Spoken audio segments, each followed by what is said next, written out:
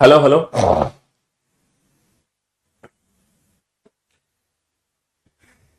Good afternoon, good afternoon, good afternoon, a very good afternoon to all. Good afternoon Avinash, Saurabh, Rahul, Gaurav, Shyam, Pradyumn, Shivam. क्या हाल चाल है भाई आप लोगों के? बढ़िया, फर्स्ट क्लास, शानदार शानदार, एकदम झकास। निधि, कवित, उज्जवल, आयुष, तमन्ना, प्रद्युम्न, पारुल, हर्ष, मयंक, राजीव, गौरव, अभिषेक, आरिफ, कार्तिक, संजीव, गर्वित, गीतांजलि, विक्की, अविनाश, प्रिया, आलोक, श्याम, गौरी, संजय, राजीव। क्या हालचाल? Good afternoon, good afternoon, good afternoon. हाँ जी, कैसे हो भाई आप सभी? बढ़िया, फर्स्ट क्लास, शानदार शानदार, एकदम झकास। कहां गया बच्चा?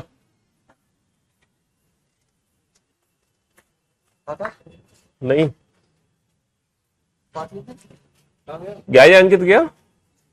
अच्छा, कौन है इसमें, कौन है? अच्छा, फिर भेज देना इसको। हाँ जी। तो भाई हम लोग पढ़ रहे थे डाइस चैप्टर, है ना? डाइस यानी कि पासा। पासा बड़ा इंटरेस्टिंग टॉपिक है और काफी हमें मजा भी आ रहा है इस टॉपिक को पढ़ने में। और 2 दिन की छुट्टी आपको मिली, सैटरडे और संडे, और मैं उम्मीद करता हूं इन 2 दिनों में आपने पुरानी क्लासेस का बैकअप ले लिया होगा। जो क्लासेस आपकी छूट गई हैं वो क्लासेस आप लोगों ने अटेंड कर ली होगी। क्योंकि एक चीज याद रखना बेटा, हम तैयारी शुरू कर देते हैं फुल जोश और एनर्जी के साथ, लेकिन उसको मेंटेन करना बड़ा मुश्किल है हमारे लिए, है ना? और लाइफ में सिर्फ वही सक्सेस हो जाता है जो उस एनर्जी और उस जोश को मेंटेन रखता है, उस कंसिस्टेंसी को मेंटेन रखता है। याद रखना, जो बच्चा कंसिस्टेंट है ना, जिस बच्चे के अंदर रेगुलरिटी है, सिलेक्शन वही पा पाएगा। आ जाओ आ जाओ, वरना आप सिलेक्शन नहीं ले पाओगे। बस इतना याद रखना। तबीयत ठीक है बेटा? ये आ जाओ, यहाँ बैठे। तो एक सेकंड बैठो, मैं इंट्रोड्यूस कराऊं। यहाँ बैठ जाओ, गेट बंद कर देना, लाइट आते नहीं। हाँ जी। तो भाई गुड आफ्टरनून, गुड आफ्टरनून। चलो, आपकी मुलाकात अभी हम एक बच्चे से कराते हैं। जैसे कि आप जानते हैं कि CHSL का रिजल्ट आया है ना, और CHSL, ठीक है, में काफी सारे बच्चों ने सिलेक्शन लिया है। और जैसे कि आप जानते हैं, करियर बिल प्लेटफॉर्म हमेशा से ही सबसे आगे रहा है रिजल्ट देने के मामले में। और आप जैसे ही भाई बंधु जो अभी पर्दे के पीछे पड़ रहे हो, है ना, अभी एक जो भाई आए हुए हैं सिलेक्शन लेने के बाद, ये भी कभी आपके साथ ही थे। और जिस तरह से आप लोगों के कमेंट्स आ रहे हैं ना, अभी ये भी अपने कमेंट्स देख पा रहे हैं, ऐसे इनके कमेंट्स आते थे। तो ये पर्दे से के पीछे थे, लेकिन आज इन्होंने कुछ हासिल किया, तो ये पर्दे के सामने आए हैं, आप लोगों के सामने। तो मैं इनको बुलाऊंगा, ये कुछ बातें आपके साथ शेयर करेंगे, ये बताएंगे आप लोगों को कि किस तरीके से इन्होंने पढ़ाई करी। और इनका जो अटेम्प्ट था, आई थिंक 4th अटेम्प्ट था भाई, चौथा अटेम्प्ट था। तो पिछले जो 3 अटेम्प्ट इनके क्यों खराब हुए, क्या कारण है? क्योंकि हमें ना दोनों लोगों से बहुत कुछ सीखने को मिलता है, जो लाइफ में सक्सेस होते हैं उनसे भी, और जो सक्सेस नहीं हो पाते उनसे भी। क्योंकि जो लोग सक्सेस नहीं हो रहे हैं तो वो कहीं ना कहीं कुछ ना कुछ कमी कर रहे हैं, और उसके बाद अगर वो सक्सेस हो रहा है तो उनको पता होता है कि जो कमी वो कर रहे थे वो आपको नहीं करनी। तो उनका एक्सपीरियंस हमारे लिए बहुत फायदेमंद होता है, ताकि वो गलतियां हम ना दोहराएं, और उनसे डेफिनेटली कुछ ना कुछ सीखने को जरूर मिलता है। और एक लाइफ मोटिवेशन होता है हमारे लिए, ठीक है? लाइफ मोटिवेशन जिसको हम कह सकते हैं कि आप भी कल, है ना, कल आप भी अभी जो पर्दे के पीछे आप भी सामने आओगे। तो भाई मैं इंट्रोड्यूस कराता हूं अंकित कुमार, जो दिल्ली से ही है, रोहिणी से आए हुए हैं, ठीक है, रोहिणी में रहते हैं, दिल्ली में। आ जाओ भाई। इनका 416 रैंक है इनकी। और भाई बहुत बहुत बधाई हो अंकित, कॉन्ग्रेचुलेशन आपको, है ना। और आप देख ही पा रहे होंगे कमेंट्स आ रहे, देखो कमेंट्स ना इसके अंदर से होल्ड हो जाती है जब एक साथ कई कमेंट्स आ जाते हैं ना, तो इस तरीके से कमेंट चलते रहते हैं। आप कहते थे ना कि सर सबके कमेंट्स क्यों नहीं पढ़ पाते हो, अब बताओ अगर हम सबके कमेंट्स का रिप्लाई दें तो कैसे पढ़ाएंगे? अब ये जो कमेंट्स है ना, रुक रुक के आ रहे हैं, क्योंकि एक साथ काफी सारे कमेंट्स आ रहे हैं इस चक्कर में। तो भाई इनकी 416 रैंक है, और इनको डिपार्टमेंट मिला है intelligence bureau, right? Intelligence bureau इनको डिपार्टमेंट मिला है CHSL में। ये इनका चौथा अटेम्प्ट था। और इनके बारे में अब ये भी रोहिणी से है, सेक्टर 28 से, ठीक है? तो मैं इनको अभी माइक दूंगा, तो ये कुछ बताएंगे अपने बारे में किस तरीके से। चलो भाई, पहले तो मिठाई खा लेते हैं, ठीक है? यही मिठाई है बेटा जिसके लिए हम इंतजार कर रहे हैं, जिसके लिए हम पढ़ा रहे हैं, समझ रहे हो? तो अभी आप पर्दे के पीछे हो, इनकी तरह आपको भी पर्दे के सामने आना है एक दिन, ठीक है, और डेफिनेटली आओगे। और ये आप में से ही निकले भाई बंधु है, ऐसा नहीं है ये मतलब स्पेशल कैटेगरी है या कोई भगवान ने अलग से लोगों को बनाया है जो सक्सेसफुल होते हैं। ये आप में से ही कोई एक होता है। और देखो भाई का चौथे अटेम्प्ट में सिलेक्शन हुआ, पहले अटेम्प्ट में सिलेक्शन नहीं हुआ, इसका मतलब पता है क्या है? ऐसा नहीं कि ये बहुत मतलब अरे सर कुछ तो बाई बर्थ इतने इंटेलिजेंट बच्चे होते हैं जो सब चीजें इनके लिए इजी होती हैं, बट ये जब फोर्थ अटेम्प्ट में निकालना है तो ये आपकी तरह ही जैसे सारे हैं वैसे ही आप भी हो। बस इन्होंने वो डेडिक जैसे मैं बात कर रहा था ना कंसिस्टेंसी वो रखी होगी तब ये शायद यहां पर पहुंचे हैं।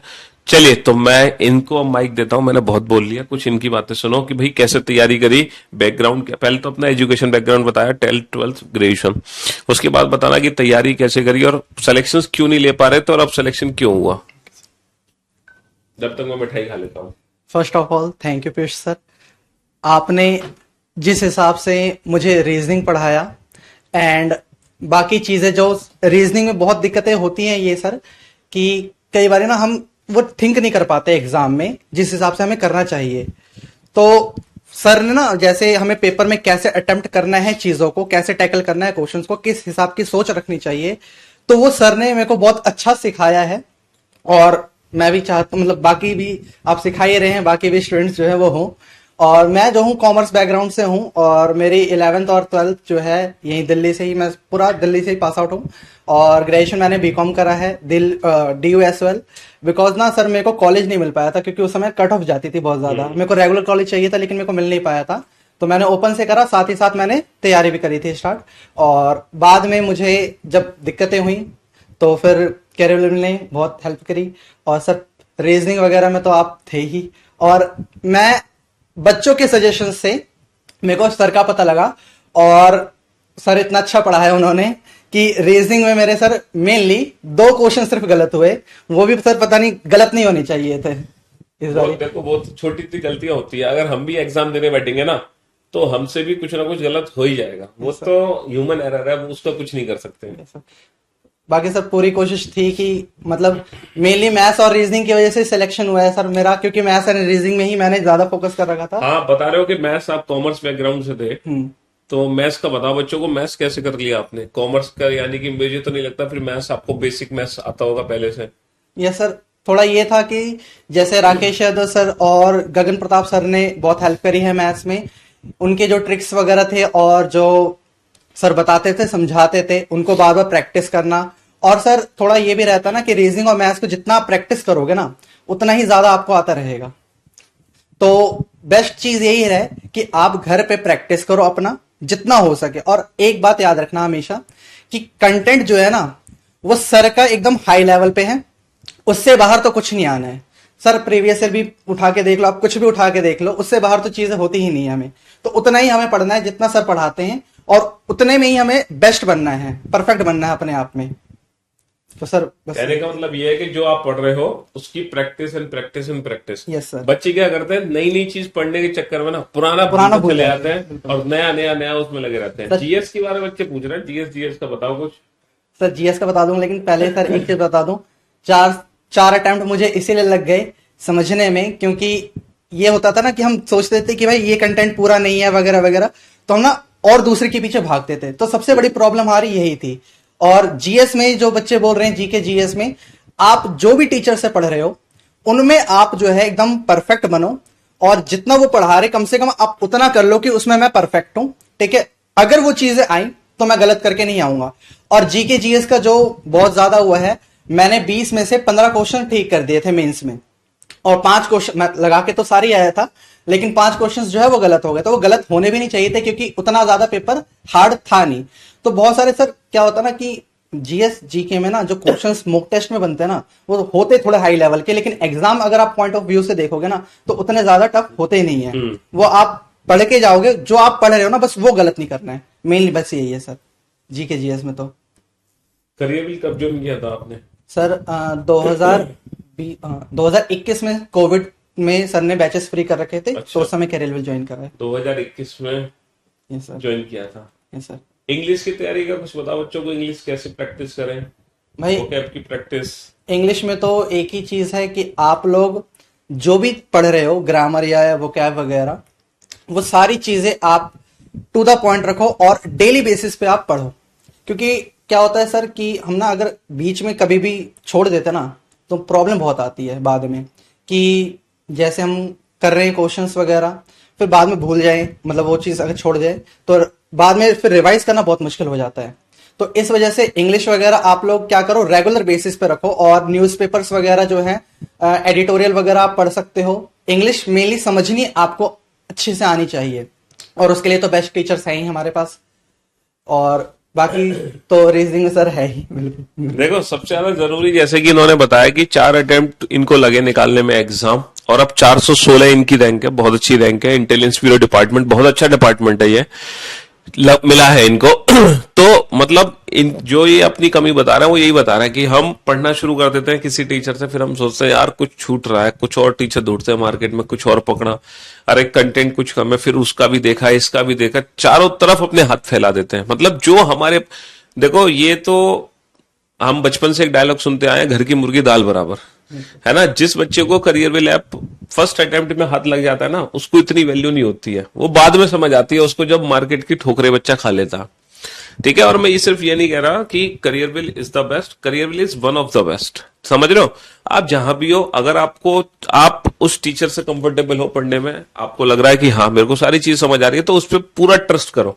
ठीक है, कोई भी टीचर बेकार नहीं होता। अगर आप उसके साथ कंफर्टेबल हो टीचर के साथ, तो आपको लग रहा है कि हाँ सारी चीजें स्मूथ है, फिर एक बिलीव होना चाहिए, और फिर मेहनत ईमानदारी से होनी चाहिए, फिर उसमें बेईमानी नहीं होनी चाहिए। और रिवीजन, प्रैक्टिस, ये बहुत जरूरी है। ठीक है, तो देख लो, अब ऐसे कमेंट्स आते रहते हैं जिनका आंसर देना बड़ा मुश्किल हो जाता है ना। तो यही हालत हमारी होती है, अब हम पढ़ाएं, कमेंट करें, यही सारी चीजें चलती रहती है। तो भाई अंकित, बहुत बहुत आपका धन्यवाद सर एक चीज और बधाई हो। हाँ, जो भी बच्चे मेनली मेंस वगैरह की तैयारी कर रहे हैं और रीजनिंग अगर आप देख रहे हो, तो थोड़ा याद रखना कि रीजनिंग में आपको मार्क्स जो है वो 90 में से आपको कम 80 प्लस का टारगेट लेके चलना है। और उसमें बहुत सारी चीजें आती हैं, क्रिटिकल रीजनिंग आती है और भी बहुत सारी रीजनिंग आती है। तो सर की एक बात मेरे को बेस्ट लगी थी, सर पजल मेनली ना मेरे को बहुत ज्यादा दिक्कत होती थी, तो पजल में ना सर ने बहुत अच्छी ट्रिक्स बताई। पहले तो बेसिक सारी चीजें बताई और उसके बाद ना ट्रिक्स बताई सर ने कि हाँ भाई इस तरीके से जो अप्लाई करो करो। और सर आज भी मैं जो उससे क्वेश्चंस करता हूं तो मेनली मेरे को ना 2 से 3 सेकंड जो है वो लगते हैं रीजनिंग में जो आपने चीजें बताई हैं, और इसी वजह से जो रीजनिंग में वो कर पाया पूरा अटेम्प्ट, और मैथ्स भी। और सर एक ये अच्छी बात हो गई कि इस बारी 1 घंटे का पेपर होता था ना, तो उसमें मेरा लगभग से लगभग 40 मिनट में हो गया था रीजनिंग और मैथ्स दोनों। अच्छा। और बाकी जो क्वेश्चंस छूट गए थे उसको देखा, 4-5 क्वेश्चंस रहते थे, उसके बाद वो देखी तो सारी चीजें फिर अच्छी हुई। मतलब यही है कि आप प्रैक्टिस करो, स्पीड अपने आप इंक्रीज स्पीड अपने आप इंक्रीज हो जाएगी। दूसरी चीज, अगर फर्स्ट अटेम्प्ट में सिलेक्शन नहीं होता तो अपने आप को हरा मत मानो, है ना। डिमोटिवेट मत हो, उदास बिल्कुल। अगर मान लो इस भाई का फर्स्ट अटेम्प्ट में सिलेक्शन नहीं हुआ, हार मान लेता, चलो थोड़ी कोशिश करी, दूसरी अटेम्प्ट में भी नहीं सिलेक्शन हुआ, फिर हार मान लेता, तीसरी अटेम्प्ट में के बाद भी हार नहीं मानी, तब जाके चौथी अटेम्प्ट में सिलेक्शन हुआ। देखो हम अटेम्प्ट तो बहुत सारे देते हैं लाइफ में, हो सकता है 10 अटेम्प्ट में भी हमारा सिलेक्शन ना हो, बट मैटर ये करता है कि हम अंदर से हार तो नहीं मान रहे। कभी कभी क्या होता है ना, हम अंदर से हार मान लेते हैं, सिर्फ फॉर्मेलिटी के लिए पेपर देने चलते रहते हैं। लेकिन आपको वो जज्बा बनाए रखना है कि नहीं कोई बात नहीं, इसमें नहीं तो दूसरे में सिलेक्शन लूंगा, दूसरे में नहीं तीसरे में सिलेक्शन लूंगा, बट अल्टीमेटली सिलेक्शन जरूर होगा। तो यही लाइव एग्जाम्पल आपके सामने है जो हार के जीत के आए हैं, है ना। इसीलिए पेशेंस, बिलीफ, ये 2 चीजें होनी चाहिए। एक तो पेशेंस, धैर्य, दूसरा विश्वास अपने ऊपर कि हाँ मैं कर सकता हूं। और सिर्फ एक सरकारी नौकरी जीवन में बहुत कुछ नहीं होता। अगर आप पेशेंस, बिलीव रखते हो अपने आप में, तो जीवन में भी आप बहुत बड़े, मतलब एक काबिल आदमी बनोगे। ये जरूरी नहीं कि सिर्फ एक सरकारी नौकरी पाकर ही आप एक बहुत बड़े काबिल इंसान बन सकते हो, है ना। अभी हम देखो, है हमारी तो कोई सरकारी नौकरी नहीं है, समझ रहे हो। तो इसीलिए लाइफ में अगर ऑनेस्टी के साथ आप काम कर रहे हो, मेहनत से काम कर रहे हो, तो सक्सेसफुल जरूर होगा। और मेन चीज है लाइफ में सक्सेसफुल होना, वो जरूर हो जाओगे। ठीक है, चलो भाई, बहुत बहुत धन्यवाद आपका। नीचे चाय नाश्ता करो, मिठाई ले जाओ, सबको नीचे खिला देना, है ना। ठीक है भाई, ओके अंकित भाई। चलिए भाई, तो भाई शुरू करते हैं। अब हम जो टॉपिक पढ़ रहे थे उसको आगे बढ़ाते हैं। और मोटिवेशन आपको मिल ही गया होगा। ठीक है, हमने आपको मोटिवेट, यही देखो मोटिवेशन वो शेरो शायरी नहीं होती कि मैं क्लास में एंटर करूं और सुना दूं आग लगा दो जज्बे में जमाना क्या देखेगा, हम वो चीजें जो जमाने को दिखाई। तो ये शेरो जो शायरी है ना, इनसे कुछ नहीं होता है ना, ये आपको पल भर के लिए मोटिवेट करती है, फिर जमीन पे धक से गिरा देती है। असली जो मोटिवेशन होता है ना, वो ये होता है जो बच्चा सेलेक्ट होकर आ रहा है, आपकी भीड़ में से निकल के यहां खड़ा हो रहा है हमारे साथ, ये है आपके लिए असली मोटिवेशन। ये वो बच्चा है जो 4 बार हारा है फिर जाके सिलेक्शन ले पाया है, समझ रहे हो? फर्स्ट अटेम्प्ट वाला नहीं है। फर्स्ट अटेम्प्ट वाले में तो आप ये सोच लोगे अरे ये तो पहले से इंटेलिजेंट था, बाई बर्थ था इसको, मतलब कुछ बच्चे होते हैं ना बाई गॉड गिफ्टेड होते हैं, तो ये वो नहीं था, समझ रहे हो? गॉड गिफ्टेड नहीं था, ये मेहनत से पहुंचा, अपने दम पे पहुंचा, मेहनत करके। बाई बर्थ ये इतना इंटेलिजेंट नहीं है, समझ रहे हो जी? चलिए साहब, तो अब हम अपने टॉपिक को कंटिन्यू करते हैं। बहुत मोटिवेशन तुम्हें मिल गया, पता चले यार तुम जमाने में आग लगा, तो ज्यादा मोटिवेट कर दिया तो मैंने। तो डाइस टॉपिक हम शुरू कर रहे थे। याद करो बेटा, डाइस चैप्टर में क्या क्या चीजें आप पढ़ चुके हो, कोशिश करो याद आ जाएंगी आपको। अपने दिमाग पर थोड़ा सा जोर डालो, ठीक है? घुटनों में थोड़ा सा दर्द होगा आपके, लेकिन उस दर्द को सहन करना पड़ेगा आपको। थोड़ा सा जब आप जोर डालोगे अपने दिमाग पर तो आपकी नी में पेन होगा, बट उस पेन को सहन कर लेना, ठीक है? हाँ जी। तो भाई ने मैथ्स राकेश सर गगन सर दोनों से पढ़ी थी। तो मेरे दोस्त मेरे भाई, डाइस चैप्टर की अगर मैं बात करूं तो डाइस चैप्टर में टोटल कितने केसेस बनते हैं? या तो हमारे एग्जाम में 1 फिगर क्वेश्चन हमें देखने को मिलेगा, या फिर हमें 2 फिगर क्वेश्चन देखने को मिलेगा, समझ रहे हो? या तो 1 फिगर क्वेश्चन देखने को मिलेगा, या 2 फिगर क्वेश्चन देखने को मिलेगा, या मोर देन 2 फिगर, या फिर ओपन या लैंग्वेज बेस्ड क्वेश्चन। तो ये क्वेश्चन हमें देखने को मिलते हैं। अच्छा, गलती से अगर 2 फिगर क्वेश्चन हमारे एग्जाम में आ गया तो 2 फिगर के अंदर 3 केसेस बनेंगे, नो कॉमन, 1 कॉमन और 2 कॉमन। नो कॉमन, 1 कॉमन और 2 कॉमन, ठीक है? तो सबसे पहले हमने बेटा 1 फिगर क्वेश्चन किए थे जो कि नो कॉमन ट्रिक से सॉल्व हो रहे थे। सबसे पहले हमने 1 कॉमन क्वेश्चन किए थे, सॉरी, सबसे पहले हमने 1 फिगर क्वेश्चन किए थे जो नो कॉमन ट्रिक से सॉल्व हो रहे थे। और ये क्वेश्चन कंप्लीटली एग्जाम में ऑप्शंस पे डिपेंड करेंगे। जो ऑप्शंस दिए गए according to the given option, हर बार हमारा आंसर बदलता जाएगा। According to the given option, हर बार हमारा आंसर जो है वो बदलता रहेगा, हर बार बदलता रहेगा। फिर हमने बेटा 2 फिगर वाले क्वेश्चन सॉल्व कराए। 2 फिगर में सबसे पहले हमने नो कॉमन पढ़ा, तो नो कॉमन ट्रिक सीखी। अच्छा, जो नो कॉमन ट्रिक है वो वही ट्रिक है जिससे हमारा हर बार आंसर बदलेगा। नो कॉमन ट्रिक वही ट्रिक है जिससे हमारा हर बार आंसर बदलेगा, बदल ही रहा है बेटा। फिर हमने उसके बाद 1 कॉमन ट्रिक पढ़ी। क्या पढ़ी बेटा हमने उसके बाद? हमने फिर उसके बाद 1 कॉमन ट्रिक पढ़ी। 1 कॉमन ट्रिक क्या कहती है? कॉमन कॉमन को ऊपर नीचे लिखो, कॉमन से क्लॉकवाइज, और जो एक दूसरे को ऊपर नीचे डाइस में वही एक दूसरे के अपोजिट नंबर से। और 1 कॉमन ट्रिक के बाद मैंने कुछ क्वेश्चंस आपको सॉल्व कराए थे। अच्छा, मैंने आपको एक ये भी क्वेश्चन सॉल्व कराया था, ठीक है? ये वाला क्वेश्चन, ये क्वेश्चन कैसे सॉल्व करना है?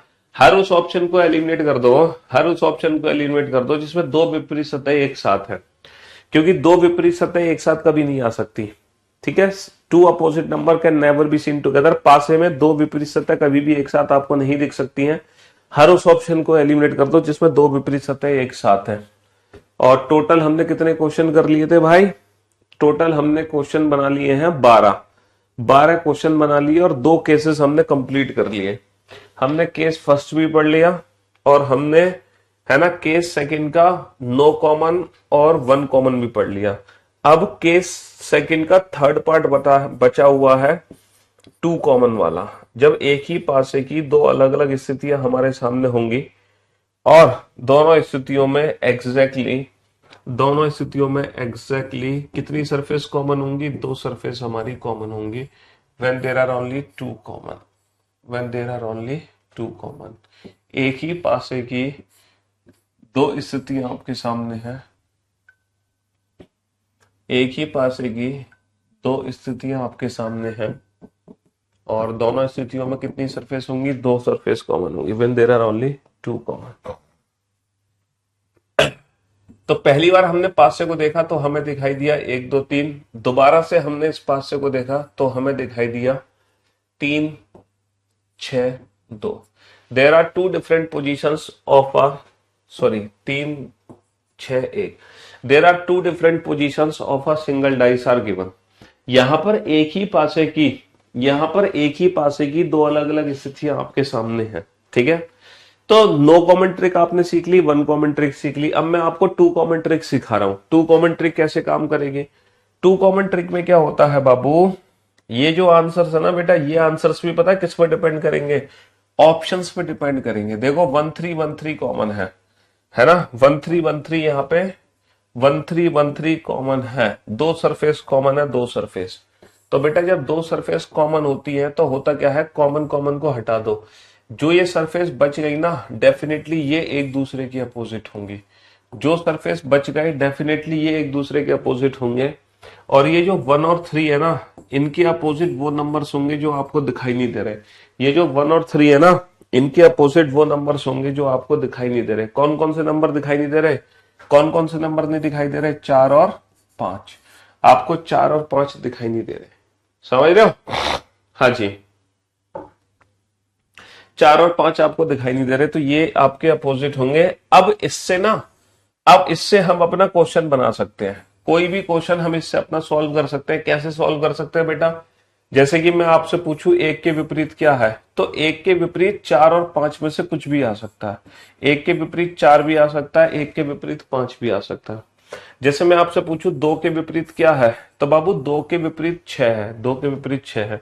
जैसे मैं आपसे पूछूं 3 के विपरीत क्या है, 3 के विपरीत 4 और 5 में से कुछ भी आ सकता है ना। जैसे कि मैं आपसे पूछूं 4 के विपरीत क्या है, 4 के विपरीत 1 और 3 में से कुछ भी आ सकता है, 1 और 3 में से कुछ भी आ सकता है। मैं पूछूं 5 के विपरीत क्या है, 5 के विपरीत 1 और 3 में से कुछ भी आ सकता है, ठीक है। जैसे कि मैं आपसे पूछूं 6 के विपरीत क्या है, तो बेटा 6 के विपरीत डेफिनेटली 2 है। तो टू कॉमन ट्रिक से बेटा सारे आंसर डेफिनेट नहीं होंगे, कुछ ही आंसर्स डेफिनेट होंगे। बाकी की जो आंसर्स हैं वो एग्जाम में दिए गए ऑप्शंस पे डिपेंड करेंगे। तो this is two common trick. One common trick से हमें सारे आंसर्स डेफिनेटली पता चल जाते हैं, लेकिन टू कॉमन ट्रिक्स से हमें सारे आंसर्स नहीं पता चल पाते। There are two different position of a single dice are given. फिर से एक ही पासे की दो अलग अलग स्थितियां आपके सामने हैं। अच्छा ये बताओ क्वेश्चन को देखकर इसमें कौन सी ट्रिक लगेगी? इसमें टू कॉमन ट्रिक लगेगी या इसमें वन कॉमन ट्रिक लगेगी? कौन सी ट्रिक यहाँ पे लगेगी, या नो कॉमन ट्रिक लगेगी? जल्दी से बताओ। और पता लगाने के बाद आप ये बताओ what is opposite to A, what is opposite to B, what is opposite to C, what is opposite to D, what is opposite to E and what is opposite to F. जल्दी से बताओ। ए के विपरीत क्या होगा, B के विपरीत क्या होगा, सी के विपरीत क्या होगा?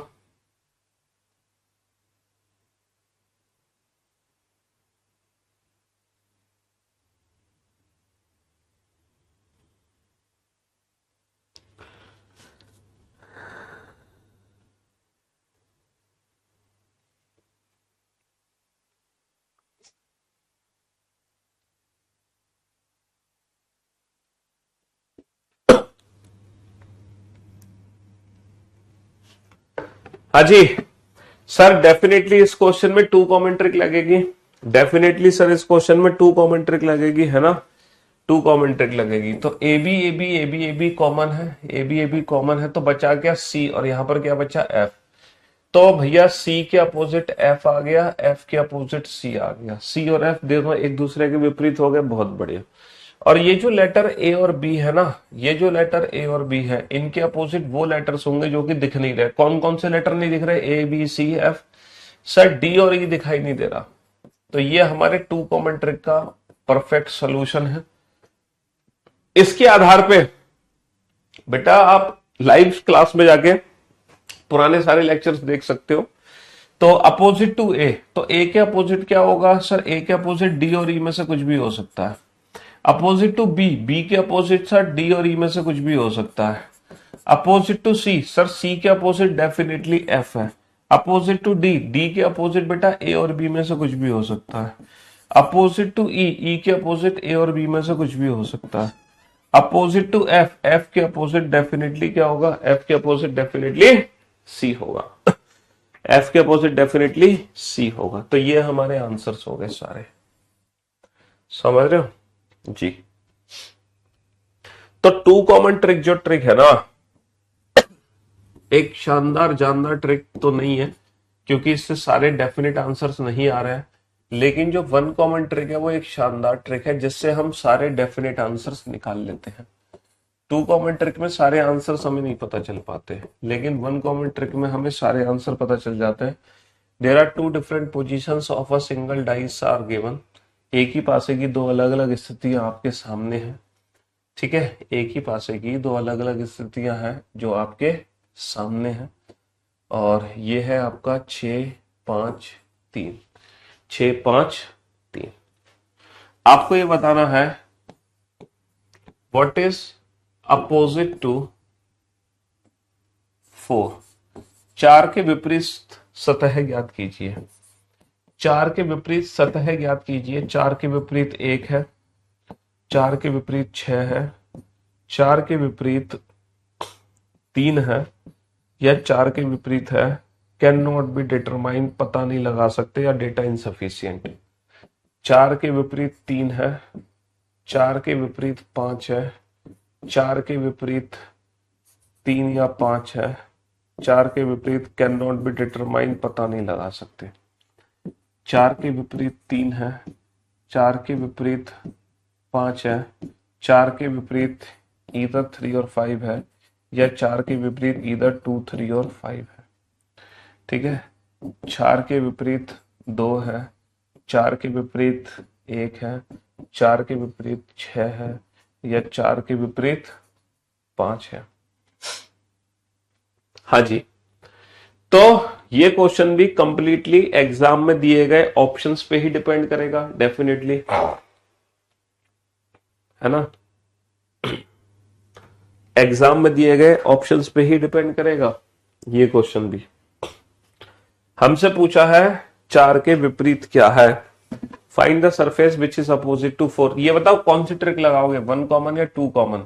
सर यहाँ पे टू कॉमन ट्रिक लगाओगे। 3 5 3 5 कॉमन है, 3 5 3 5 कॉमन है, तो 1 के विपरीत क्या होगा, 1 के विपरीत 6 होगा, 6 के विपरीत 1 होगा।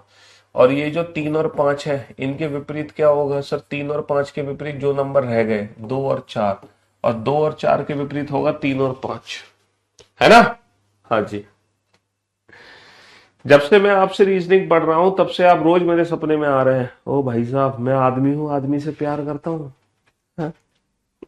यार किसी और के सपने देखो, मेरे सपने क्यों देख रहे हो, हैं? क्यों भाई।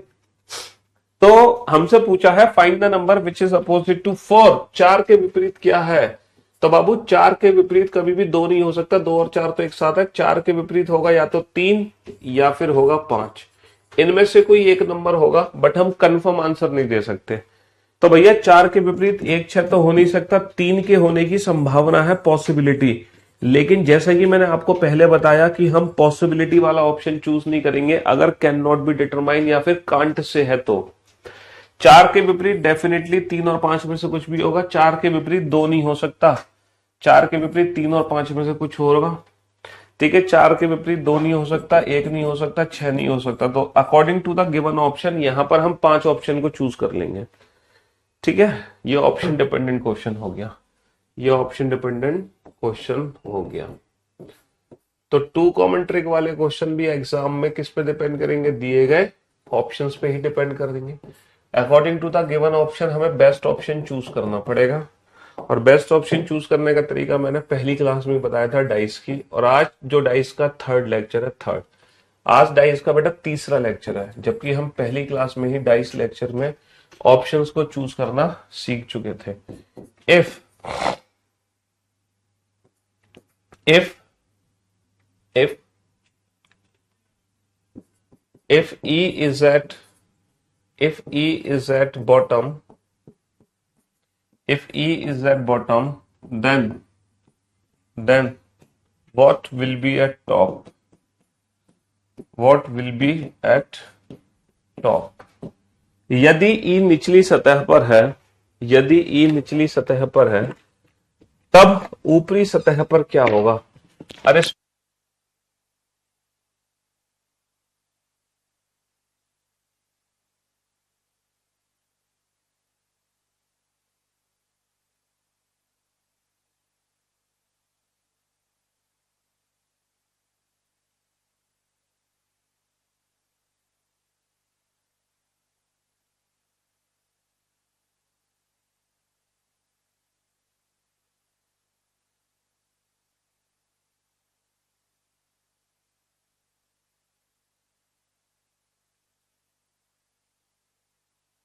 हाँ जी। तो बेटा तुम सपने में भी पढ़ रहे हो मुझसे, लाइव क्लास में भी पढ़ रहे हो, यार ये तो चीटिंग है। फीस तुम दे रहे हो एक जगह, पढ़ रहे हो तुम मुझसे दो जगह है। ये तो चीटिंग है यार सरासर। If E is at bottom then what will be at top. यदि ई निचली सतह पर है तब ऊपरी सतह पर क्या होगा। यदि ई निचली सतह पर है तब ऊपरी सतह पर क्या होगा। यदि ई निचली सतह पर है तब ऊपरी सतह पर क्या होगा। यदि ई निचली सतह पर है तब ऊपरी सतह पर क्या होगा। तब ऊपरी सतह पर क्या होगा यदि ई निचली सतह पर है तो। हाँ जी। तो मेरे दोस्त मेरे भाई, यदि ई निचली सतह पर है तब ऊपरी सतह पर क्या होगा। देखो पहले तो ये बताओ कौन सी ट्रिक लगाओगे। No common, one common, two common. Sir two common trick लगेगी, बीसी बीसी को हटा दो। सर टू कॉमन ट्रिक लगेगी, बीसी बीसी को हटा दो। ए के अपोजिट डी है और डी के अपोजिट ए है। ए के अपोजिट डी है, डी के अपोजिट ए है, और ये जो बी और सी है इसके अपोजिट क्या होगा। Sir A B C D E F में से कौन कौन से लेटर रहेगा, ई और एफ। तो बी और सी के अपोजिट ई और एफ होगा, ई और एफ के अपोजिट बी और सी होगा। हमसे पूछा यदि ई निचली सतह पर है तब ऊपरी सतह पर क्या होगा। तो बेसिकली हमें क्या बताना है, ई के विपरीत क्या है। हमें बताना है find the letter which is opposite to E. E के विपरीत क्या है। देखो टू कॉमन ट्रिक लगा दो, बीसी बीसी को हटा दो, ए के विपरीत डी है और बी और सी के विपरीत होगा ई और एफ। हमसे पूछा है कि यदि ई निचली सतह पर है तब ऊपरी सतह पर क्या होगा। If E is at bottom then what will be at top. ऊपर क्या है, तो इनडायरेक्टली क्वेश्चन हमसे पूछा है ई के विपरीत क्या है। इनडायरेक्टली क्वेश्चन पूछा है, कोई बॉक्स है कार्टून का। हाँ हाँ, मैं यार लाना भूल गया, फिर मार्कर भी चाहिए या पेन से काम चल जाएगा। कुछ नहीं, बॉक्स देखो यार कोई पड़ा हो तो। If E is at bottom then what will be at top. यदि ई नीचे है तो सबसे ऊपर क्या होगा। तो व्हाट इज अपोजिट टू ई, जो ई के अपोजिट है, जो ई के अपोजिट है वही तो ऊपर होगा, सीधी सी बात। और ई के अपोजिट क्या है, बी और सी में से कुछ भी हो सकता है। ई के अपोजिट, ई के अपोजिट बेटा बी भी हो सकता है, ई के अपोजिट सी भी हो सकता है। बहुत बढ़िया, शाबाश।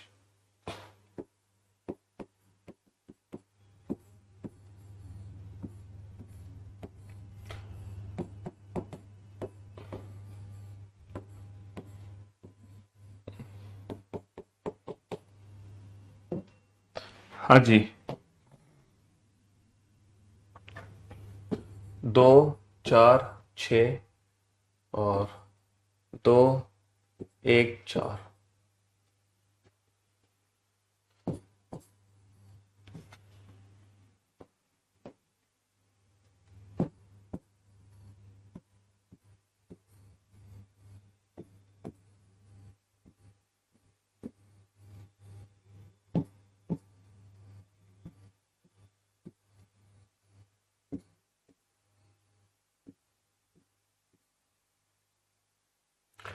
Option A, option B, option C, option D. 1 6 5 है। बहुत ही बढ़िया, ये ले तो आए तुम। फिर इस पे लिखना पड़ेगा ना। हाँ चपाना पड़ेगा। ये बेकार पड़ा था क्या, ये निकाल के लाओ माइक से। निकाला ही रखा था। लिखेंगे कैसे यार। कार्ट्रिज का नहीं पड़ा, कोई कार्टून का चाहिए, उस पे होगा कप्तान। क्यूब शेप का, क्यूबॉइड शेप हो, क्यूब शेप हो, क्यूबॉइड भी चल जाएगा, वो भी चल जाएगा, लेकिन उसमें पेन चल सके बस। पेन या मार्कर चल जाए, क्योंकि आज मैं बच्चों के लिए अपना डाइस लाना भूल गया। चलो कोई बात नहीं। तो 2 4 6 1 2। तो बताओ बेटा, इसी डाइस की अगर मुझे थर्ड पोजीशन देखनी है, अगर इसी डाइस की मुझे थर्ड पोजीशन देखनी है, तो इन चार ऑप्शन में से कौन सी थर्ड पोजीशन होगी। इसी डाइस की थर्ड फिगर मुझे देखनी है बेटा। 2 4 3, 2 4 3 और 3 5 2, 3 5 2, 3 5 2 और 6 3, 5। बताओ इसी डाइस की थर्ड फिगर इन चारों में से क्या बन सकती है? इसी डाइस की थर्ड फिगर इन चारों में से क्या बन सकती है? देखो, अगर आप 400-500 रुपए और खर्च कर सकते हैं तो हमारी बुक जरूर लें। वो आपके लिए बहुत फायदेमंद है। पता है क्यों? क्योंकि जो हमारी बुक है ना, उसमें प्रॉपर नोट्स बने हुए हैं, सारी ट्रिक्स हैं, सारे फॉर्मूले हैं, है ना, और प्रैक्टिस के लिए तमाम मटेरियल है बुक के अंदर, जो एक ही जगह आपको मिल रहा है हार्ड कॉपी की फॉर्म में। ठीक है ना, समझ रहे हो? तो 400-500 और लगा के बुक ले लोगे हमारी, तो आपको बहुत फायदा ही मिलेगा, नुकसान नहीं हो सकता आपका। आप, है ना, हाँ जी, 400-450 रुपए खर्च करके आपकी जेब हल्की नहीं होगी, आपको बहुत फायदा मिलेगा। मतलब ये है कि सोने पे सुहागा है वो किताब। मतलब आप अपने आप में एकदम परफेक्ट हो जाओगे। समझ रहे हो? जी हाँ, क्योंकि हम हर चीज के प्रॉपर नोट्स नहीं बना सकते हैं, हर चीज हम ना पॉइंट पॉइंट लिख नहीं सकते अपने, लेकिन बुक में जो मैं बोल रहा हूं ना, वो शब्द बाई वर्ड मेरी बुक के अंदर लिखे गए हैं, जो मैं क्लास में बोलता हूं। ठीक है? हाँ जी, बताओ, पहले तो इसको सॉल्व करो बेटा। कौन सी ट्रिक लगाओगे? No common, 1 common, 2 common. Sir यहाँ पे जो ट्रिक लगेगी ना, वो 2 कॉमन ट्रिक लगेगी। 2 4 कॉमन है, तो बेटा 1 के अपोजिट क्या है? 1 के अपोजिट 6 है, 6 के अपोजिट 1 है। 1 के अपोजिट 6 है, 6 के अपोजिट 1 है। और ये जो 2 और 4 है, इसके अपोजिट क्या होगा सर? कौन कौन से नंबर्स नहीं दिखाई दे रहे? 3 और 5। अच्छा, मैंने आपको लास्ट क्लास में एक नोट लिखाया था। क्या नोट लिखाया था बेटा? याद करना, वो नोट क्या था? Two opposite surfaces can never be seen together. Two opposite surfaces can never be seen together. Two opposite surfaces, चलो छोड़ो, रहने दो, मैं कल ही बच्चों को प्रैक्टिकल करा दूंगा, रहने दो। Two opposite surfaces can never be seen together, ये मैंने एक नोट लिखाया था आपको। दो विपरीत सतह कभी एक साथ नहीं दिख सकती। मैंने आपको नोट लिखाया था, two opposite surfaces can never be seen together. दो विपरीत सतह कभी एक साथ नहीं दिख सकती, है ना। इसी के आगे लिखो बेटा, इसी के आगे एक और नोट लिखो, जल्दी से लिखो। Two opposite surfaces can never be seen together and also can never be hidden together. And also can never be hidden together. दो विपरीत सतह ना तो कभी एक साथ दिख सकती हैं, दो विपरीत सतह ना तो कभी एक साथ दिख सकते हैं और ना ही कभी एक साथ छिप सकते हैं। मेरे पास आपकी बुक है और मैं हर दिन उससे पढ़ाई करती हूं और उसमें लगता है आपकी क्लास ही कर रही हूं। हाँ, ये तो है बिल्कुल। दो विपरीत सतह ना तो कभी एक साथ दिख सकती हैं और ना ही कभी एक साथ छिप सकती हैं। दो विपरीत सतह ना तो कभी एक साथ दिख सकती हैं और ना ही कभी एक साथ छिप सकती है। Two opposite surfaces can never be seen together and also can never be hidden together. बेटा जो दो विपरीत सतह होती है ना, वो ना तो कभी एक साथ दिख सकती है और ना ही कभी एक साथ छिप सकती है। जैसे कि मैं आपको बताऊं, जैसे कि 1 और 6 दोनों एक दूसरे के अपोजिट है, तो आप डाइस को कैसे भी घुमा के देख लो, 1 और 6 में से हमेशा एक नंबर आपको हमेशा दिखाई देगा। ये दोनों एक साथ छिप नहीं सकते। इसका प्रैक्टिकल मैंने आपको पहली क्लास में कराया था, लेकिन आज मैं डाइस लाना भूल गया, कल आपको प्रैक्टिकल कराऊंगा। ठीक है? तो जब आप डाइस को देखोगे ना, तो या तो आपको एक दिखाई देगा या तो 6 दिखाई देगा। ये दोनों एक साथ छिप नहीं सकते 100%। तो बेटा इन दिए गए 4 ऑप्शन में से हर उस ऑप्शन को एलिमिनेट कर दो जिसमें दो विपरीत सतह या तो एक साथ दिख रही है या एक साथ छिप गई। देखो 1 और 6 दोनों एक साथ दिख नहीं सकते, कभी नहीं दिख सकते। और जो 1 और 6 ये दो अपोजिट है ना, ये दोनों कभी एक साथ छिप नहीं सकते। अब आप कहोगे सर दोनों छिप क्यों नहीं सकते? बेटा अगर 1 और 6 दोनों पीछे एक साथ छिप गए, अगर 1 और 6 दोनों छिप गए तो वो दोनों एक दूसरे को टच कर जाएंगे ना, जबकि ये दो विपरीत सतह है, ये कभी एक दूसरे को टच नहीं कर सकती। तो 1 और 6 एक साथ कभी छिप नहीं सकते। 1 और 6 बेटा दोनों एक साथ कभी छिप नहीं सकते। तो कहने का मतलब ये है, इन दिए गए 4 ऑप्शन में से वो ऑप्शन करेक्ट होगा जिस ऑप्शन में 1 और 6 में से कोई भी एक नंबर आपको दिखाई दे।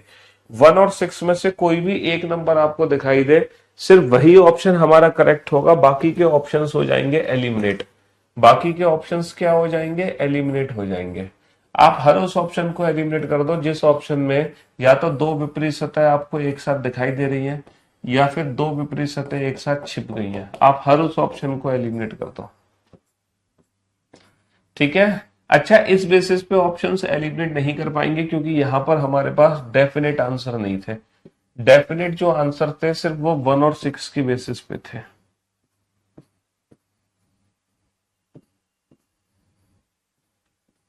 और इस तरीके से अगर आप इस क्वेश्चन को बनाओगे तो आपको क्वेश्चन सॉल्व करने में ना मुश्किल से 2-4 सेकंड लगेंगे, और वो भी विदाउट यूजिंग एनी पेन और पेपर। बिना पेन पेपर के आप आंसर दे सकते हो, बिना पेन पेपर के। AFC, बहुत बढ़िया। AFC, ADF, बहुत बढ़िया। ADF, बहुत बढ़िया। एक ही पासे की दो विपरीत सतह, मतलब दो अलग अलग स्थितियां आपके सामने हैं। पहली बार पासों को देखा तो AFC, दोबारा देखा ADF।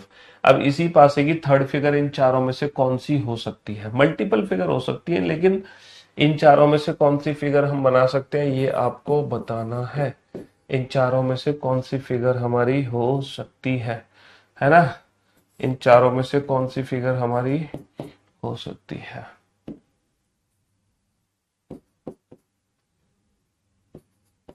बताओ। आप हर उस ऑप्शन को एलिमिनेट कर दो जिसमें या तो दो विपरीत सतह एक साथ दिखाई दे रही हैं या दो विपरीत सतह बेटा एक साथ छिप गई हैं। डाइस में ये जो विपरीत सतह है ना 1 और 6, ये कभी एक साथ छिप नहीं सकते। देखो, अगर मान लो मैं आपसे पूछूं कि इस फिगर में 1 और 6 कहाँ है, तो आप कहोगे सर 1 और 6 ना पीछे छिपे हुए हैं। अगर 1 और 6 पीछे छिपे हुए हैं इसका मतलब वो एक दूसरे को टच कर रहे हैं, इसका मतलब वो एक दूसरे को टच कर रहे हैं। तो बेटा 1 और 6 एक दूसरे को टच कैसे कर सकते हैं? क्योंकि ये तो एक दूसरे की विपरीत नंबर्स हैं। ये तो एक दूसरे की विपरीत नंबर है। बुक का नाम है रीजनिंग बाई पीयूष वाटसन है बेटा, व्हाइट कलर की बुक है ये। हम्म।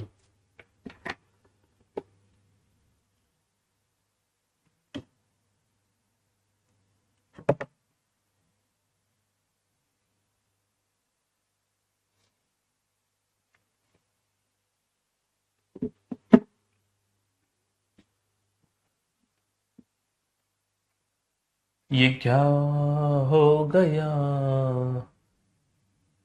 एक सेकेंड, ये तो चीटिंग हो गई। AFB आएगा, AFB। AFB था B, ये हमसे ये तो रिपीट हो गया। गलती हो गई थी बी ऑप्शन में, गलती हो गई थी बी ऑप्शन में।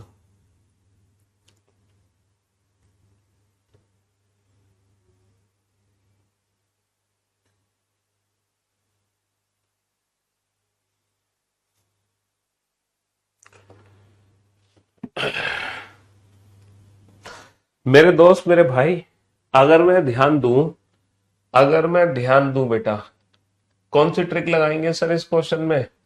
सर इस क्वेश्चन में लगाएंगे two common trick. AF common है, टू कॉमन ट्रिक लगा दो तो C के विपरीत D है और D के विपरीत C है, और A और F के विपरीत, सर A और F के विपरीत B और E है।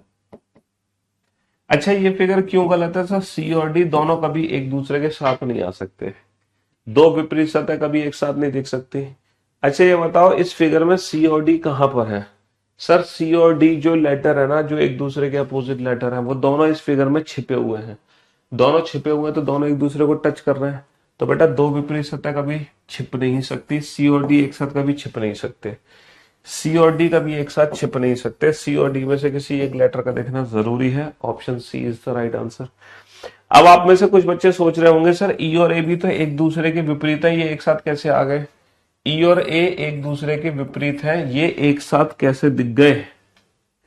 देखो बेटा, E के विपरीत A है, ऐसा जरूरी थोड़ी है, ऐसा जरूरी थोड़ी है। E के विपरीत A की जगह F भी तो हो सकता है, E के विपरीत A की जगह F भी तो हो सकता है। तो जरूरी नहीं है कि E के विपरीत A ही हो, E के विपरीत F भी हो सकता है। ठीक है जी हाँ दोस्तों, इसीलिए तीन ऑप्शन हमारे एलिमिनेट हो गए, जो बचा वो हमारा आंसर हो गया। जो बचा वो हमारा आंसर हो गया। क्योंकि ई के विपरीत जरूरी नहीं ए है, ई के विपरीत एफ भी हो सकता है। तो ये क्वेश्चन बेटा बड़ा आसान है। हर उस ऑप्शन को एलिमिनेट कर दो जिसमें दो विपरीत सत्ता या तो एक साथ दिखाई दे रही है या एक साथ छिप गई है। क्योंकि दो विपरीत सत्ताएं ना तो कभी एक साथ दिख सकते हैं ना ही कभी एक साथ छिप सकते हैं। समझ रहे हो? अब मैं आपको कुछ स्पेशल क्वेश्चन कराने वाला हूं। कुछ स्पेशल क्वेश्चन, हमने तीनों ट्रिक सीख ली। पहले मैं एक काम करता हूं, उन तीनों ट्रिक का रिवीजन कर लेता हूं एक बार। मैं तीनों ट्रिक का रिवीजन आपको करा देता हूं ताकि आप लोग फिर मुझ पे डाउट ना करें। ठीक है, मैं तीनों ही ट्रिक का एक बार रिवीजन करा देता हूँ। तीन क्वेश्चन लिखता हूँ, पहला no common, one common, two common, है ना। तीनों ही ट्रिक लग जाएंगी। डाइस को सॉल्व करने की सिर्फ यही तीन ट्रिक है और फिर दुनिया का कोई भी क्वेश्चन आप इन तीनों ट्रिक से बना सकते हो। ठीक है, दुनिया का कोई भी क्वेश्चन, सिर्फ यही तीन ट्रिक है बेटा डाइस को सॉल्व करने की। देखो सीधी सी बात है, या तो जब दो फिगर आपको दिखाई दे रही होंगी तो या तो दोनों फिगर में कुछ भी कॉमन नहीं होगा, जैसे dollar, percentage has, copyright, triangle और एट द रेट। या तो दोनों फिगर में आपको कुछ भी कॉमन नहीं दिखाई देगा, या फिर दोनों फिगर में 1 2 5 और 5 6 4, या फिर दोनों फिगर में एग्जैक्टली एक सरफेस कॉमन दिखाई देगी, 2 3 4, है ना, 3 6 4, या फिर दोनों फिगर में, हाँ जी, यही तीन क्वेश्चन है बेटा। इस क्वेश्चन में लगेगी नो कॉमन ट्रिक। कौन सी ट्रिक लगेगी बेटा? No common trick. इन तीनों क्वेश्चन को एक साथ लिख लो। और इस क्वेश्चन में कौन सी ट्रिक लगेगी? इस क्वेश्चन में लगेगी वन कॉमन ट्रिक। और इस क्वेश्चन में कौन सी ट्रिक लगेगी? इस क्वेश्चन में लगेगी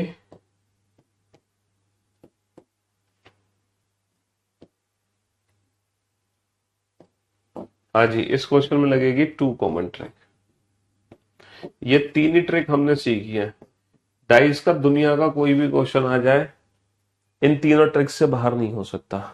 या तो क्वेश्चन नो कॉमन ट्रिक पर बेस्ड होगा, या फिर क्वेश्चन वन कॉमन ट्रिक पर बेस्ड होगा, या फिर क्वेश्चन टू कॉमन ट्रिक पर बेस्ड होगा। क्योंकि डाइस को सॉल्व करने की यही तीन ट्रिक है। इसके अलावा कोई ट्रिक ही नहीं है डाइस को सॉल्व करने की। इसके अलावा कोई ट्रिक ही नहीं है डाइस को सॉल्व करने की। समझ रहे हो?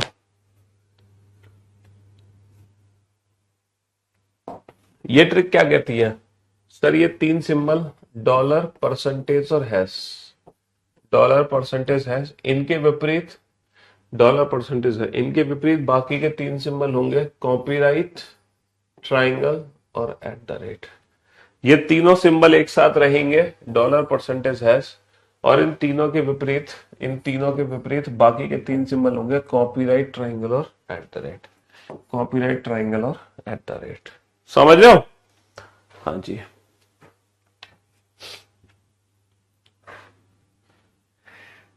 नेक्स्ट, वन कॉमन ट्रिक कैसे लगेगी? जो नंबर कॉमन है बेटा उसको ऊपर नीचे लिख लो, कॉमन नंबर को ऊपर नीचे लिख लो। देन कॉमन से क्लॉकवाइज 512, कॉमन से क्लॉकवाइज 512, और जो काम पहले फिगर में किया वही सेकंड फिगर में कॉमन से क्लॉकवाइज 564, कॉमन से क्लॉकवाइज 564। और बेटा 5 के विपरीत कौन सा नंबर होगा जो दिख नहीं रहा? 1 2 3 नहीं दिख रहा, 3, तो 5 के विपरीत 3, 3 के विपरीत 5।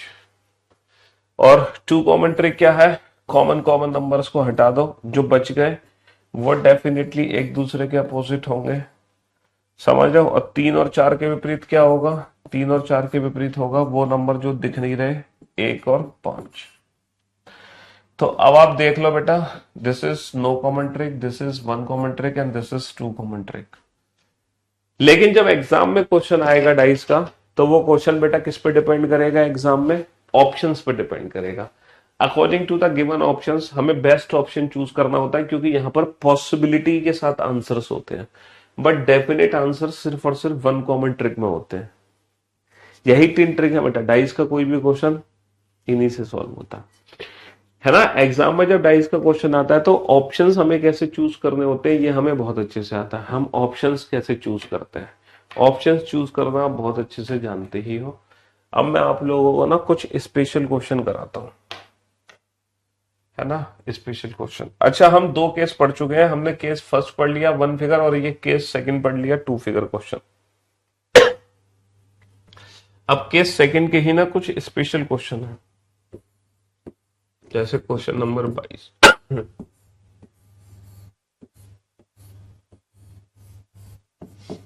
केस सेकंड का ही कुछ स्पेशल क्वेश्चन है, हालांकि ये वाला स्पेशल क्वेश्चन नहीं है, तो बेसिक क्वेश्चन है। 1 2 3, 1 2 3 और 4 6 5।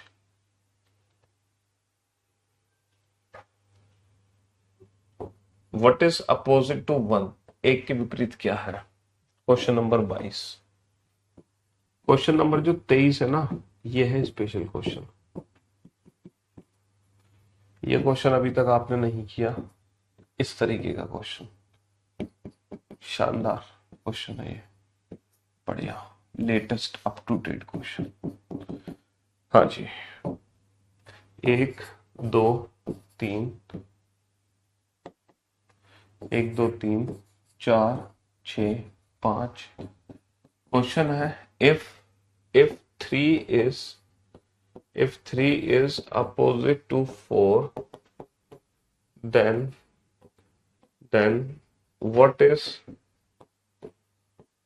opposite to 6? If 3 is opposite to 4, then what is opposite to 6? यदि यदि 3 के विपरीत यदि 3 के विपरीत 4 है, तब 6 के विपरीत संख्या पता कीजिए। यदि 3 के विपरीत 4 है, तब 6 के विपरीत क्या होगा। ठीक है, यदि 3 के विपरीत 4 है, तब 6 के विपरीत क्या होगा। ये वर्ष लीप ईयर नहीं बल्कि लीक ईयर है, क्योंकि इस वर्ष में सारे पेपर लीक हैं।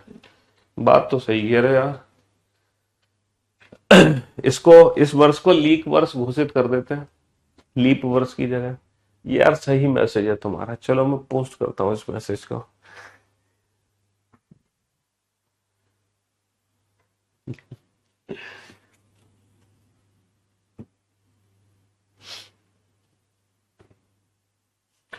तो मेरे दोस्त, मेरे भाई, देखो यहां पर कौन सी ट्रिक लगेगी, नो कॉमन ट्रिक लगेगी। 1 2 3 के विपरीत 4 5 6 में से कुछ भी हो सकता है। 1 2 3 हमेशा एक साथ रहेंगे।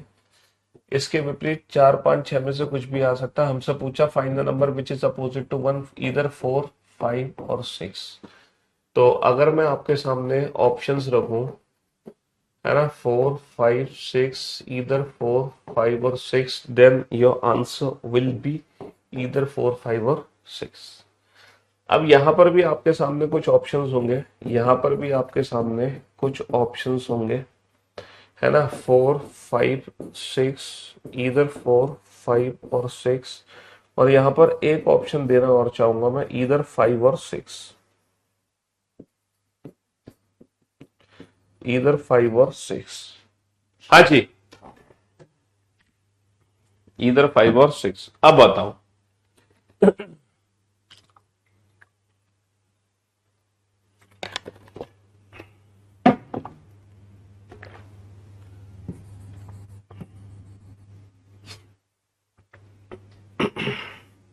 मेरे दोस्त, मेरे भाई, मेरे जिगर के टुकड़ों, ये क्वेश्चन तो बहुत इजी है, क्योंकि नो कॉमन ट्रिक लगा दो। अच्छा, इस क्वेश्चन में भी तो नो कॉमन ट्रिक लग रही है। 1 2 3 के विपरीत 4 5 6 है। सर इस क्वेश्चन में भी तो नो कॉमन ट्रिक है। 1 2 3 के विपरीत 4 5 6 में से कुछ भी हो सकता है। लेकिन इस नो कॉमन ट्रिक में कंडीशन दे दी, पता है क्या दे दी। यदि 3 के विपरीत 4 है, हमें एक कंडीशन दे दी कि यदि 3 के विपरीत 4 है, तब 6 के विपरीत क्या होगा। कुछ बच्चे कह रहे हैं सर ये तो मानक पासा है, दिस इज अ स्टैंडर्डाइज, तो 6 के अपोजिट, sorry then what is opposite to 1? भैया मैंने गलत ऑप्शन लिख दिए, मैं माफी चाहता हूं आपसे हाथ जोड़ के। Then what is opposite to 1, है ना? तब 6 नहीं, तब 1 के विपरीत सतह ज्ञात कीजिए, तब 1 के विपरीत सतह ज्ञात कीजिए। हाँ जी। Then what is opposite to 1? What is opposite to 1? Sorry, यदि 3 के विपरीत 4 है तब 1 के विपरीत क्या होगा? If 3 is opposite to 4 then what is opposite to 1? तो बहुत सारे बच्चे कह रहे हैं यदि 3 के विपरीत 4 है तो पक्का ये मानक पासा है, दिस इज अ स्टैंडर्डाइज। तो भैया 6 1 के विपरीत क्या कर दो? 1 के विपरीत 6 कर दो। तब क्या कर दो? 1 के विपरीत 6 कर दो। इसको स्टैंडर्डाइज बता दो, इसको स्टैंडर्डाइज बना दो। और 3 के विपरीत 4 है तो 1 के विपरीत 6 कर दो। या फिर कुछ बच्चे कह रहे हैं 3 के विपरीत 4 है तो 1 के विपरीत क्या है? 5 और 6 हो जाएगा, फिर 5 और 6 हो जाएगा। देखो जब आपको पता चल जाए ना दो अपोजिट सरफेस के बारे में, यदि 3 के विपरीत 4 है और ये नो कॉमेंट ट्रिक का क्वेश्चन है और आपको नो कॉमेंट ट्रिक में दो अपोजिट सरफेस बता दे कि ये दोनों डेफिनेटली एक दूसरे के अपोजिट है, तो ये क्वेश्चन ना स्पेशल वन कॉमन ट्रिक की कैटेगरी में आ जाता है। ये question special one common trick की कैटेगरी में आ जाता है। अब इस क्वेश्चन को ना वन कॉमन ट्रिक से सॉल्व करेंगे, लेकिन स्पेशल वन कॉमन ट्रिक से सॉल्व करेंगे। कैसे? यदि 3 के विपरीत 4 है तो बेटा 3 और 4 को ऊपर नीचे लिखेंगे हम, और पहले फिगर में क्लॉकवाइज घूमेंगे 3 1 2, जैसे कि हम करते हैं वन कॉमन ट्रिक में। क्या करते हैं? कॉमन नंबर को ऊपर नीचे लिख के कॉमन से क्लॉकवाइज घूमते हैं, कॉमन से क्लॉकवाइज घूमते हैं। लेकिन इस स्पेशल वन कॉमन ट्रिक में क्या करना है कि अगर आप पहली फिगर से क्लॉकवाइज घूम रहे हो तब आपको दूसरी फिगर से ना एंटी क्लॉकवाइज घूमना पड़ेगा। अगर आप पहली फिगर से क्लॉकवाइज घूम रहे हो तो यहां आप क्लॉकवाइज नहीं घूम सकते, अब आपको ना एंटी क्लॉकवाइज घूमना पड़ेगा 4 5 6। अब आप पूछ रहे होगे सर एंटी क्लॉकवाइज क्यों घूमे? क्योंकि बेटा इसको वन कॉमन ट्रिक बनाने के लिए, है ना, मुझे डाइस को घुमाना पड़ेगा।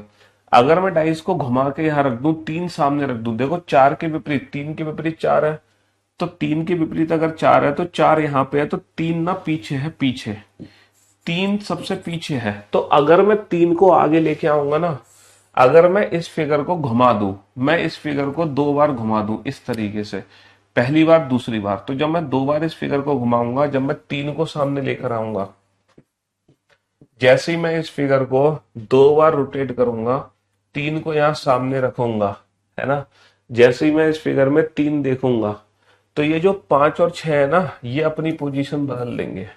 समझ रहे हो? ये 5 और 6 अपनी पोजीशन बदल लेंगे, 5 यहां जाएगा, 6 यहां जाएगा। अगर आप 3 को सामने लेकर आते हो तो 5 और 6 डेफिनेटली अपनी पोजीशन बदल लेंगे, तभी 3 अपने सामने। अब बेटा वन कॉमन ट्रिक लगाना। अब वन कॉमन ट्रिक लगाएंगे, 3 और 3 को ऊपर नीचे लिख रहा है, 3 और 3 को ऊपर नीचे लिख रहा है। बेटा जब इसको 2 बार ऐसे घुमाओगे तो 3 तो सामने आ जाएगा, 6 नीचे चला जाएगा, फिर 6 को साइड में घुमा के लाओगे तो 6 यहां आ जाएगा, 5 यहां आ जाएगा। समझ रहे हो? अब आप वन कॉमन ट्रिक लगाओगे तो बेटा 3 1 2 क्लॉकवाइज, और यहां पे जब आप क्लॉकवाइज घूमोगे तो 3 5 6 क्लॉकवाइज। तो जो क्लॉकवाइज वन कॉमन ट्रिक में है वो यहाँ पे ऑलरेडी एंटी क्लॉकवाइज फॉर्म में है, यहां पर वो ऑलरेडी एंटी क्लॉकवाइज फॉर्म में है। या फिर आप ऐसा कह सकते हो कि बेटा 3 से क्लॉकवाइज 3 1 2, और यहाँ पे 3 से क्लॉकवाइज, अगर आप 3 से क्लॉकवाइज चलोगे तो 3 5 6 चलोगे, 3 5 6 3 5 6, या फिर 4 से एंटी क्लॉक। तो जो 4 से एंटी क्लॉक पे है वो 3 से क्लॉकवाइज डायरेक्शन पे है, आप ये समझो। पता कैसे चलेगा स्पेशल वन कॉमन ट्रिक है? अरे सीधी सी बात है, अगर नो कॉमन ट्रिक का क्वेश्चन है और उस पर अगर एक डेफिनेट नंबर हमें बता रहा है कि ये इसके अपोजिट है, बच्चा सही कह रहा है, 6 बॉटम पे आ जाएगा, फिर बॉटम से तुम ऐसे साइड में घुमा देना, 6 नीचे चला जाएगा ना, तो तुम जो साइड में घुमा देना तो 5 तो आ जाएगा ऊपर और 6 आ जाएगा साइड में। बिल्कुल सही कह रहे हो, 3 को जब सामने लाओगे तो 6 नीचे चला गया, फिर तुम 6 को ऐसे घुमा दो ना तो 6 साइड में आ जाएगा, 5 ऊपर आ जाएगा। डाइस से बेटा मैं समझाऊंगा कल, मैं आज अपना डाइस लाना भूल गया, बस थोड़ा सा ये गलती हो गई मुझसे, आज मैं डाइस लाना भूल गया अपना। कल इस क्वेश्चन का प्रैक्टिकल करके दिखा देंगे आपको, कल इस क्वेश्चन का प्रैक्टिकल आपको करके दिखाऊंगा मैं। तो हमसे क्या पूछा? Find the number which is opposite to 1। तो बेटा 1 के अपोजिट क्या होगा? 1 के अपोजिट 5 होगा, 5 के अपोजिट 1 होगा। जैसे देखो क्वेश्चन नंबर 24 को देखो, आप समझ जाओगे, खुद ही समझ जाओगे क्वेश्चन नंबर जब 24 को सॉल्व करोगे।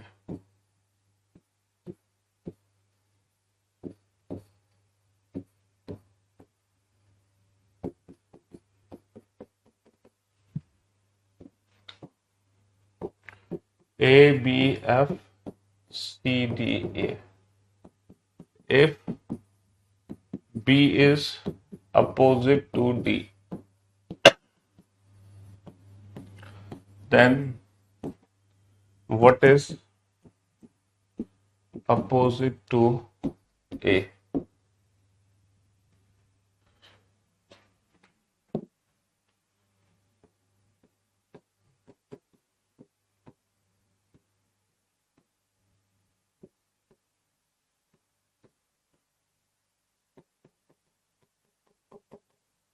वन कॉमन ट्रिक में तो बेटा ये कंडीशन दे ही नहीं सकते, क्यों? क्योंकि वन कॉमन ट्रिक में तो सारे आंसर डेफिनेट होते हैं, तो वन कॉमन ट्रिक में तो ये कंडीशन हम दे ही नहीं सकते। If 3 is opposite to 5, then what is opposite to 6? Then what is opposite to 6?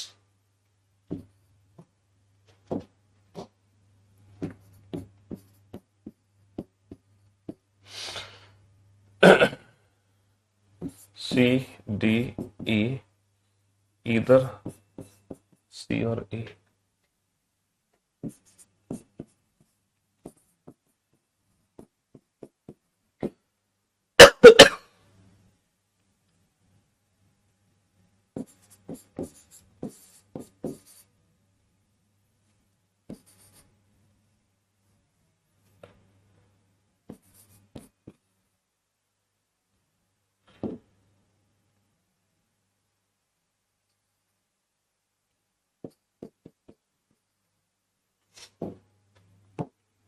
हाँ जी,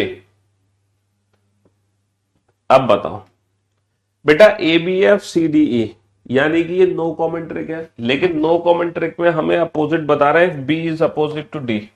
हमसे कहा जा रहा है यदि बी डी के विपरीत है, यानी कि ये स्पेशल वन कॉमन ट्रिक का क्वेश्चन बन गया, है ना। यदि बी डी के विपरीत है तो बी और डी को ऊपर नीचे लिख लो। यदि बी डी के विपरीत है तो अब क्या करेंगे, पहले में क्लॉकवाइज घूमो, बी एफ ए, तो दूसरे में बेटा क्लॉकवाइज नहीं घूमना है, दूसरे में एंटी क्लॉकवाइज घूमना है, डी सी ई, डी सी ई। क्लॉकवाइज कब घूमते, यहां से क्लॉकवाइज तब घूमते जब यहां पे डी की जगह बी होता, लेकिन अब हम घूमेंगे एंटी क्लॉकवाइज डी सी ई। तो ये जो एक दूसरे के ऊपर नीचे है डाइस में, यही एक दूसरे के अपोजिट लेटर्स है। तो भैया यदि बी के विपरीत डी है, तब ए के विपरीत क्या होगा, तब ए के विपरीत ई होगा, तब ए के विपरीत ई होगा। लेकिन यहां पर कोई स्पेशल वन कॉमन ट्रिक नहीं लगेगी। Special one common trick no common वाले क्वेश्चन में लगती है, वन कॉमन वाले तो वैसे ही ऑलरेडी सॉल्व हो जाते हैं। अच्छा, टू कॉमन में भी स्पेशल वन कॉमन ट्रिक काम नहीं करेगी। 2 3 कॉमन है, एक के पीछे 4, 4 के पीछे 1, और 2 और 3 के पीछे क्या है, 5 और 6। तो यहाँ पे कंडीशन क्या दे रखी है, यदि 3 5 के विपरीत है, यदि 3 5 के विपरीत है तो डेफिनेटली 6 किसके विपरीत होगा। अगर 5 के विपरीत 3 है तो डेफिनेटली 6 किसके विपरीत होगा, सर डेफिनेटली 6 2 के विपरीत होगा। अगर बेटा 3 और 5 एक दूसरे के अपोजिट है, अगर क्वेश्चन में दिया है इफ 3 इज अपोजिट टू 5, अगर भैया 3 5 के विपरीत है तो डेफिनेटली फिर 2 और 6 एक दूसरे के विपरीत होंगे, तो 6 के विपरीत क्या होगा, 2 होगा। तो यहां पे कोई स्पेशल वन कॉमन ट्रिक नहीं लगेगी, यहां लगेगी स्पेशल वन कॉमन ट्रिक, समझ गए। और वन कॉमन वाले में तो कंडीशन में दे ही नहीं सकता, क्योंकि वन कॉमन में तो कंडीशन देने की जरूरत नहीं है, वहां तो सारे आंसर हमारे डेफिनेट होते हैं। तो कुल मिलाकर हमने केस फर्स्ट पढ़ लिया, वन फिगर के सारे क्वेश्चन हमने निपटा डाले। हमने केस सेकंड पढ़ लिया, 2 फिगर के हमने सारे क्वेश्चन निपटा डाले। तो कुल मिलाकर डाइस के होते हैं 5 केस, और 5 में से ये 2 केसेस हमने पढ़ लिए। कल शुरुआत करेंगे हम केस थर्ड से, मोर देन 2 फिगर वाले क्वेश्चन, और कल हम केस 4 भी स्टार्ट कर देंगे, यानी कि ओपन डाइस। ठीक है, हाँ जी। तो कल भी ये चैप्टर कंप्लीट नहीं होगा, क्योंकि कल के बाद परसों भी हम केस 4 ही पढ़ेंगे और फिर उसके बाद हम खत्म करेंगे केस 5, तब जाके ये चैप्टर हमारा खत्म होगा। तो अभी कम से कम 3 क्लासेस और बची हुई हैं इस चैप्टर की। 3 क्लासेस हो चुकी हैं, 3 क्लासेस और बची हैं।